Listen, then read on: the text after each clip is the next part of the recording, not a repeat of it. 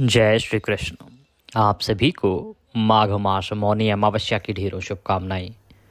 प्रिय दर्शकों, आज आप इस वीडियो के माध्यम से सुनेंगे गीता का 7वां अध्याय और साथ ही बताएंगे आपको किस विधि से आपको यह अध्याय सुनना चाहिए, कैसे ये आपके पितरों को तृप्त करता है, उन्हें मुक्ति प्रदान करता है, किस विधि से आपको संकल्प करके इसका पुण्य अपने पितरों को अर्पित करना है, कैसे जल तर्पण करना है। गीता के इस अध्याय का श्रवण संकल्प करके विधि विधान से पितरों को उसका पुण्य अर्पित करना और जल से तर्पण करना, ये कार्य आपके पितरों को आज के दिन अनंत पुण्य देने वाले होते हैं। शास्त्र कहते हैं कि जब आप अमावस्या के दिन गीता के 7वें अध्याय का श्रवण करते हैं, विधि विधान से वह जल पितरों को अर्पित करते हैं, तो इससे आपके पितृ तृप्त होते हैं। चाहे आपके पितृ कहीं घोर नरक में भी क्यों न हो, वहाँ भी उनको तृप्ति और मुक्ति प्राप्त होती है। इसीलिए आपको गीता का ये 7वां अध्याय आज अवश्य सुनना चाहिए। गीता का ये 7वां अध्याय आज इसलिए भी अधिक महत्वपूर्ण हो जाता है क्योंकि ये साधारण अमावस्या नहीं है, ये मौनी अमावस्या है। युगादि तिथि कही गई है क्योंकि इस तिथि से द्वापर युग की शुरुआत हुई थी। यही कारण है कि इस दिन किया जाने वाला पूजा पाठ, जप तप, व्रत और तर्पण अक्षय पुण्य देता है, अक्षय जो कभी नष्ट ही नहीं होता। तो आज जो आप गीता के 7वें अध्याय का श्रवण करेंगे, उसका जो पुण्य होगा, जो तर्पण करेंगे उसका जो पुण्य होगा, वह कभी विनाश को प्राप्त नहीं हो सकता, अक्षय पुण्य होगा। इसीलिए आज के दिन आपको ये कर्म अवश्य ही करना चाहिए।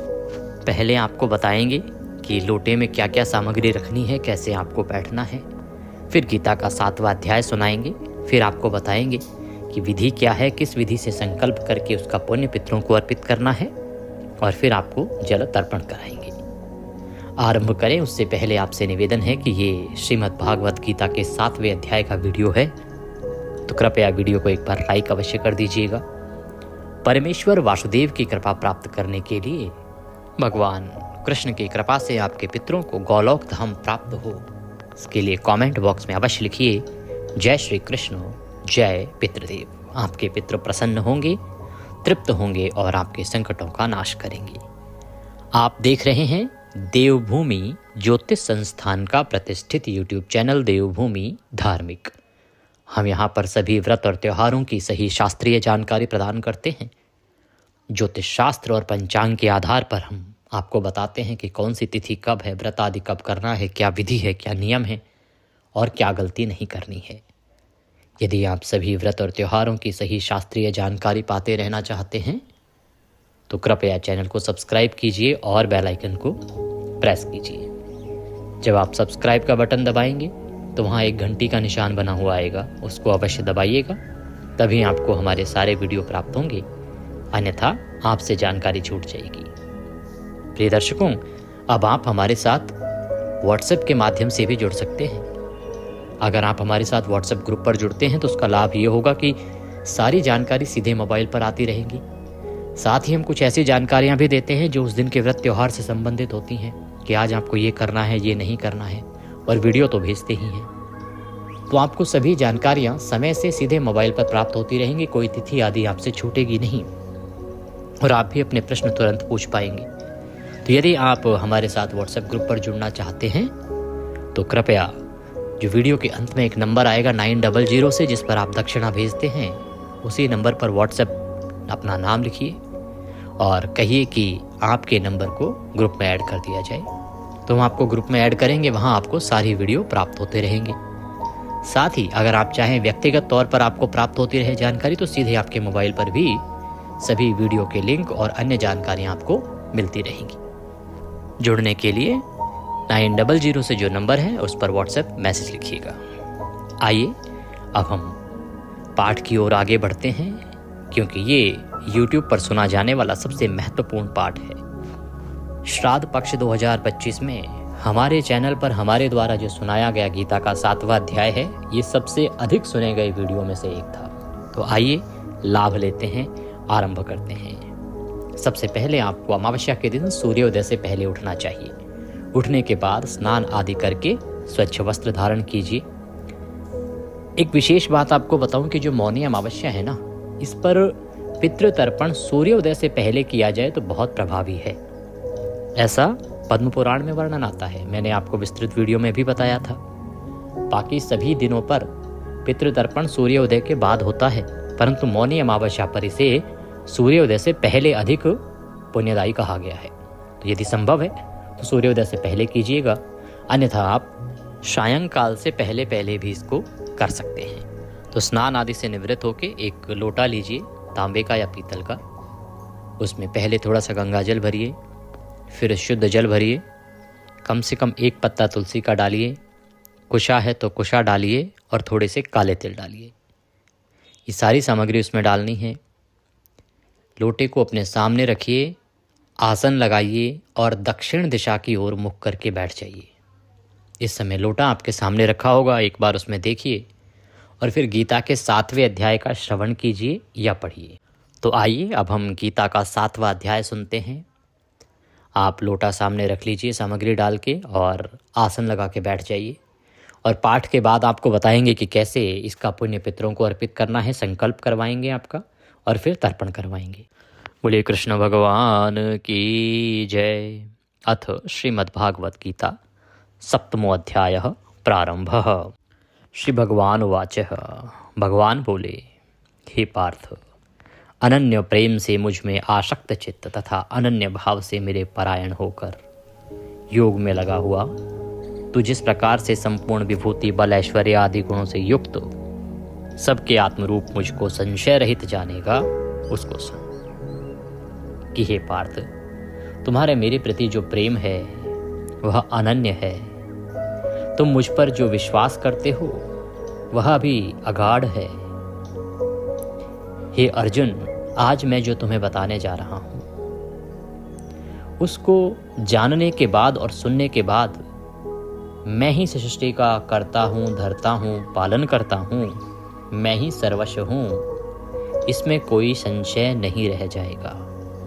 तो उस संपूर्ण वृतांत को ध्यानपूर्वक मन लगाकर सुनो, जिसको सुनने के बाद सब संशय मिट जाते हैं। हे अर्जुन, ज्ञानम तेहम सविज्ञानमिदं वक्ष्याम्य शेषतः। मैं तुम्हारे लिए विज्ञान सहित तत्व ज्ञान को संपूर्णतया कहूँगा, जिसको जानकर संसार में फिर और कुछ भी जानने योग्य शेष नहीं रह जाता। मनुष्याणाम सहस्रेषु कश्चिद्यति सिद्धये यत्तामपि सिद्धानाम कश्चिन्माम वेत्ति तत्वतः। हे अर्जुन, हजारों मनुष्यों में कोई एक मेरी प्राप्ति के लिए यत्न करता है, और उन यत्न करने वाले योगियों में भी कोई एक मेरे परायण होकर मुझको तत्व से अर्थात यथार्थ रूप से जानता है। भगवान कृष्ण कहते हैं कि अर्जुन, ये जो प्राणी समुदाय है ना, इन असंख्य लोगों के बीच में से कोई विरला होता है जो मुझे प्राप्त करना चाहता है, और उनमें से भी बड़ा कोई एक ही होता है जो उसके लिए प्रयत्न भी करता है, यत्न भी करता है, और मुझे यत्न करके यथार्थ रूप से जान भी पाता है। अर्जुन, इस संसार में पृथ्वी, जल, अग्नि, वायु, आकाश और अहंकार, इस प्रकार से ये 8 प्रकार से विभाजित मेरी प्रकृति है। ये 8 प्रकार वाली तो मेरी अपरा अर्थात जड़ प्रकृति है। ये 8 प्रकार के भेद हैं, ये मेरी जड़ प्रकृति है। और हे महाबाहो, इससे दूसरी को जिससे संपूर्ण जगत धारण किया जाता है, मेरी जीव रूपा परा अर्थात चेतन प्रकृति जान। और दूसरी जो प्रकृति है मेरी चेतन प्रकृति है। इस प्रकार से 2 प्रकार की प्रकृतियां हैं, एक जड़, एक चेतन। ये 2 प्रकार की प्रकृतियों के द्वारा ही ये सारा संसार व्याप्त है। हे अर्जुन, तू ऐसा समझ कि संपूर्ण भूत इन दोनों प्रकृतियों से ही उत्पन्न होने वाले हैं, और मैं संपूर्ण जगत का प्रभव तथा प्रलय हूँ, अर्थात संपूर्ण जगत का मूल कारण हूँ।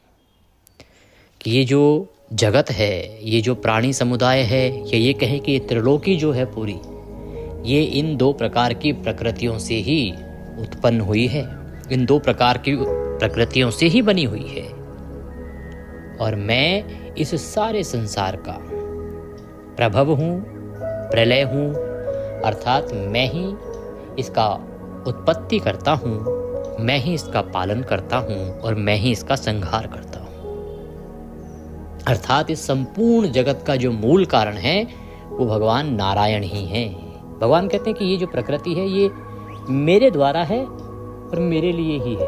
अगर मैं ना हूँ तो ये प्रकृति भी नहीं होगी।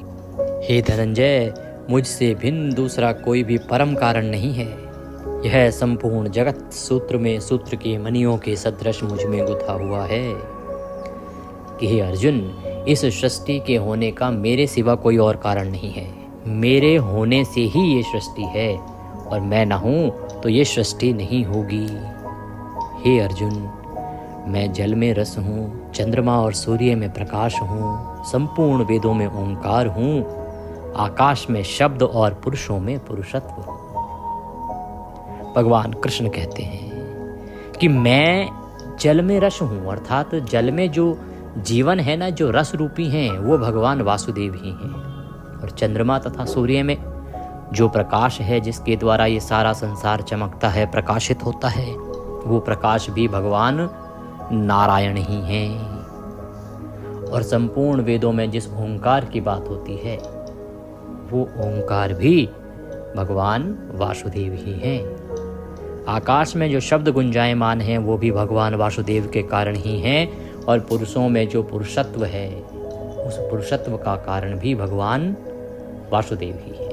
अगर भगवान वासुदेव नहीं होंगे तो वह पुरुषत्व भी नहीं होगा। पुण्यो गंधः पृथिव्यां च तेजस्मिन् विभावसो जीवनम सर्वभूतेषु तपश्चास्मि तपस्विषु। मैं पृथ्वी में पवित्र गंध और अग्नि में तेज हूँ। कि हे अर्जुन, जो पृथ्वी का मूल गुण है ना वो उसकी गंध है। वो गुण जो है गंध, वो किस कारण से है? वो भगवान वासुदेव के कारण से है। और अग्नि में जो तेज है, जो जलाता है, वह तेज भी भगवान वासुदेव ही हैं। तथा संपूर्ण भूतों में उनका जीवन हूँ।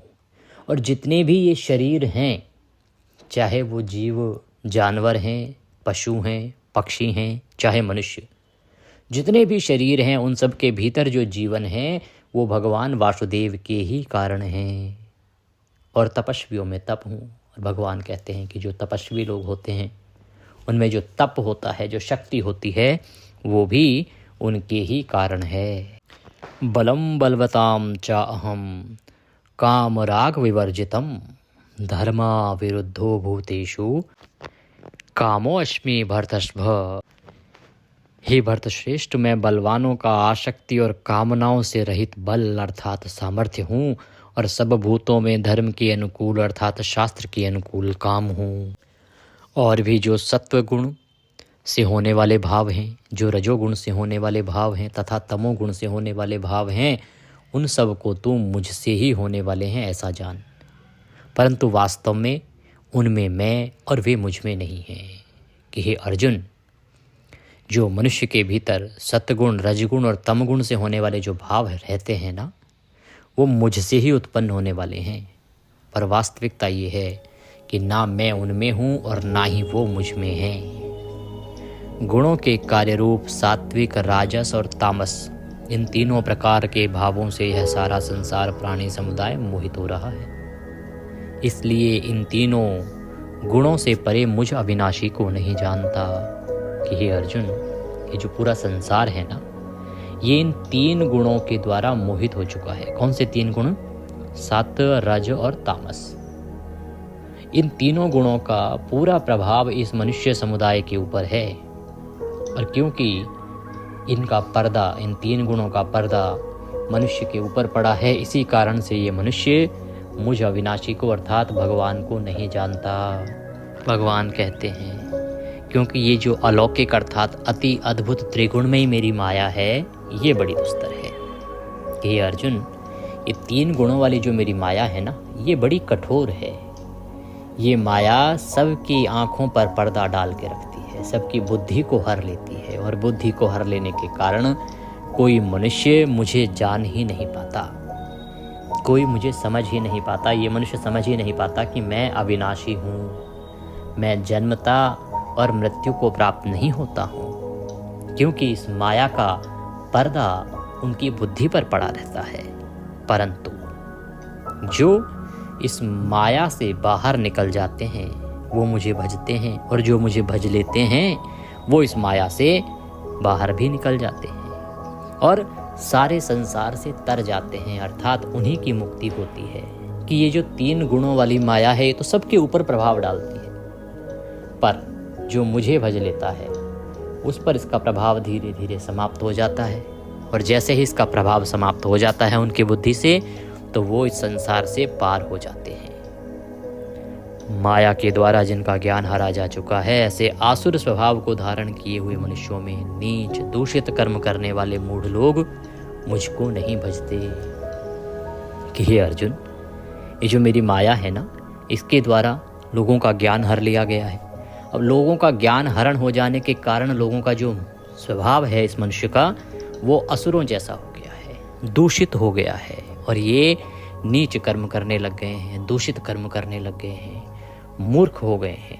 और जो इस प्रकार के कर्म करने वाले मूर्ख लोग होते हैं वो मुझे नहीं भजते हैं। हे भरतवंशियों में श्रेष्ठ अर्जुन, उत्तम कर्म करने वाले अर्थार्थी, आर्त, जिज्ञासु और ज्ञानी, ऐसे 4 प्रकार के भक्तजन मुझको भजते हैं। भगवान कृष्ण यहाँ अपने भक्तों की विशेषता बता रहे हैं कि 4 प्रकार के जो भक्त हैं उनके वो कैसे होते हैं। कहते हैं कि मेरे जो भक्त हैं ना वो 4 प्रकार के हैं, एक अर्थार्थी, एक आर्त, एक जिज्ञासु और एक ज्ञानी। उनमें नित्य मुझ में एक ही भाव से स्थित अनन्य प्रेम भक्ति वाला ज्ञानी भक्त अति उत्तम है। कहते हैं कि उनमें जो नित्य मुझ में एक ही भाव से स्थित अनन्य प्रेम भक्ति वाला जो ज्ञानी भक्त है ना, वो मुझे बड़ा प्रिय है। क्यों? क्योंकि मुझको तत्व से जानने वाले ज्ञानी को मैं अत्यंत प्रिय हूँ, और वह ज्ञानी मुझे अत्यंत प्रिय है। वो जो ज्ञानी है ना, वो भगवान श्री कृष्ण से बड़ा प्रेम करता है, और इसीलिए भगवान भी उसे बड़ा प्रेम करते हैं। कहते हैं ये जो 4 प्रकार के भक्त हैं, सभी के सभी यूँ तो उदार हैं, परंतु इनमें जो ज्ञानी है उसे साक्षात मेरा ही स्वरूप समझना चाहिए, ऐसा मेरा मत है। भगवान कहते हैं क्योंकि वह मदगत मन बुद्धि वाला ज्ञानी भक्त अति उत्तम गति स्वरूप मुझ में ही अच्छी प्रकार से स्थित रहता है। बहुत जन्मों के अंत के जन्म में तत्व ज्ञान को प्राप्त पुरुष सब कुछ वासुदेव ही हैं। इस प्रकार मुझको भजता है वह महात्मा अत्यंत दुर्लभ है।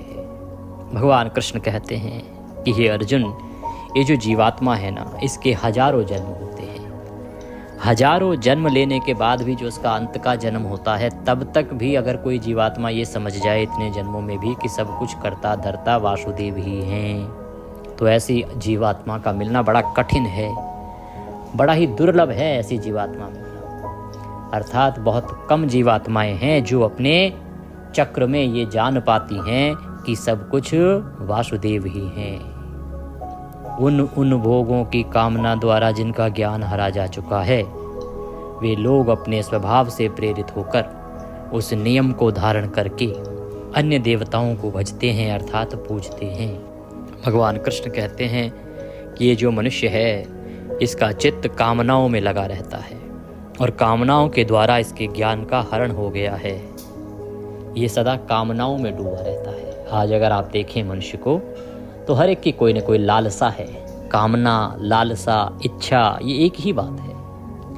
कोई कहता है मुझे महल मिल जाए, जो छोटे घर में रहता है वो कहता है मुझे बड़ा घर मिल जाए, जो अविवाहित है वो कहता है मेरी शादी हो जाए भगवान, जिसके पुत्र नहीं है वो पुत्र चाहता है, जिसका थोड़ा धन है वो और धन चाहता है, जिसका बिल्कुल नहीं है वो थोड़ा धन चाहता है। तो किसी की जो लालसा है वो समाप्त नहीं होती, और इस लालसा के कारण, कामना के कारण मनुष्य का जो ज्ञान है वह समाप्त हो चुका है। कहते हैं कि इस प्रकार के स्वभाव से प्रेरित होकर मनुष्य उस नियम को धारण करके अन्य देवताओं को भजते हैं, अर्थात पूजते हैं। अब क्या होता है कि मनुष्य की अनेकों कामनाएं हैं, जैसे कोई कहता है मुझे ये मिल जाए, कोई कहता है वो मिल जाए, भगवान मेरी ये इच्छा पूरी कर दो। तो उन इच्छाओं की पूर्ति के लिए वो अलग अलग देवताओं को पूजते हैं। कोई इस देवता को पूजता है, कोई उस देवता को पूजता है। और ऐसे मनुष्य जो है भिन्न भिन्न देवताओं को पूजता रहता है। भगवान कृष्ण कहते हैं कि जो जो सकाम भक्त जिस जिस देवता के स्वरूप को श्रद्धा से पूजना चाहता है, उस भक्त की श्रद्धा को मैं उसी के प्रति स्थिर कर देता हूँ।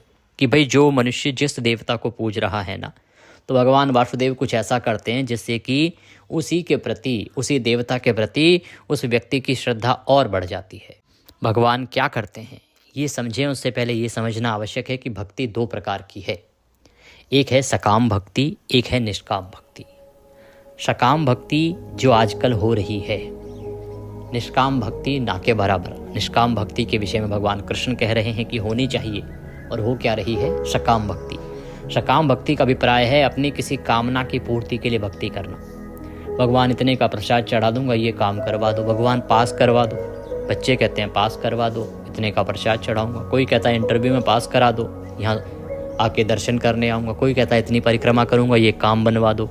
कोई कहता है विवाह करवा दो, सोने का छत्र चढ़ाऊँगा। कोई कहता है कीर्तन करवाऊँगा, ये काम करवा दो। तो लोग भक्ति तो कर रहे हैं, पर कर किस लिए रहे हैं? अपनी कामना की पूर्ति के लिए। दूसरी है निष्काम भक्ति, जिसमें केवल भगवान की भक्ति करते हैं कि प्रभु हम आपके भक्त हैं, बस आपका आशीर्वाद चाहते हैं, आपका सानिध्य चाहते हैं, बस कृपा बनाए रखिए। दूसरी ये भक्ति है। तो भगवान कृष्ण कहते हैं कि अब जो मनुष्य है वो कामनाओं की पूर्ति के लिए अलग अलग देवताओं को पूजता है, और मैं कुछ ऐसा करता हूँ जिससे कि उसी देवता में उसकी भक्ति और बढ़ जाती है। कहते हैं कि मेरे द्वारा ही निर्धारित किए हुए फलों को वो भोगता है। भगवान कृष्ण कहते हैं वह पुरुष श्रद्धा से युक्त होकर उस देवता का पूजन करता है और उस देवता से मेरे द्वारा विधान किए हुए उन इच्छित भोगों को निसंदेह प्राप्त करता है। कहते हैं कि जब अन्य अन्य देवताओं को मनुष्य पूजता है कामना की पूर्ति के लिए, तो उन इच्छाओं को पूर्ति कौन करता है? मैं ही करता हूँ, पर उस देवता के माध्यम से करवाता हूँ। मैं सीधा नहीं देता, उस देवता के माध्यम से उन इच्छाओं को पूरा करवाता हूँ। और उन मनुष्यों को लगता है कि उसी देवता ने वो इच्छाएं पूरी की हैं, इसलिए उन मनुष्यों की श्रद्धा उसी देवता में बढ़ जाती है। परंतु उन अल्प बुद्धि वालों का वह फल नाशवान है, तथा देवताओं को पूजने वाले देवताओं को प्राप्त होते हैं, और मेरे भक्त चाहे जैसे भी भजे मुझे ही प्राप्त होते हैं। भगवान कृष्ण कहते हैं कि हे अर्जुन, इनकी बुद्धि बड़ी अल्प है, बड़ी छोटी है। इनको पता ही नहीं कि ये सकाम भक्ति से जो चीज़ें प्राप्त कर रहे हैं वो आज नहीं तो कल समाप्त हो जाएगी। पर जो मेरे भक्त हैं, जो मुझे पूजते हैं, वो सदा मेरे लोक को प्राप्त होते हैं, वो मुझे प्राप्त होते हैं और उनकी मुक्ति निश्चित हो जाती है।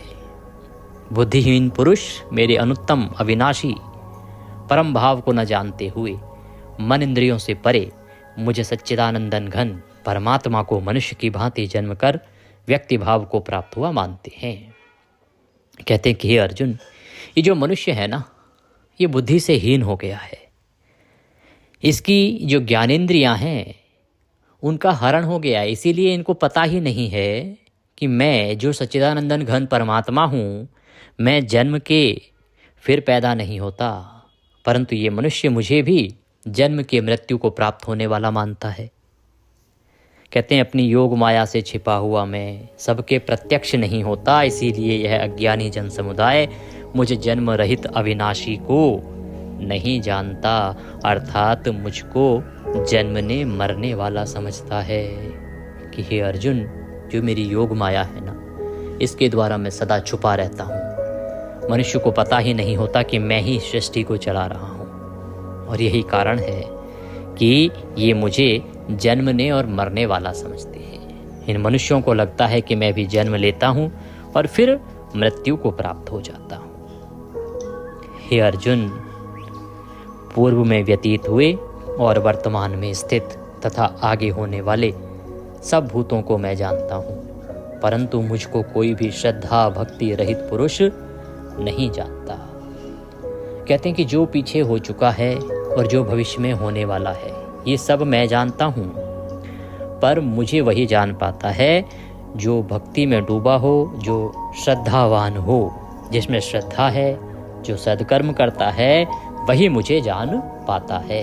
हे भरतवंशी अर्जुन, संसार में इच्छा और द्वेष से उत्पन्न सुख दुख आदि द्वंद्व रूप मोह से संपूर्ण प्राणी अत्यंत अज्ञानता को प्राप्त हो रहे हैं कि हे अर्जुन, ये सुख और दुख का जो द्वंद्व है ना, इसके बीच में पूरा का पूरा प्राणी समुदाय फंसा हुआ है और इसीलिए वो अज्ञानी होता जा रहा है। परंतु निष्काम भाव से श्रेष्ठ कर्मों का आचरण करने वाले जिन पुरुषों का पाप नष्ट हो गया है, वे राग द्वेष जनित द्वंद्व रूप मोह से मुक्त दृढ़ निश्चयी भक्त मुझको सब प्रकार से भजते हैं।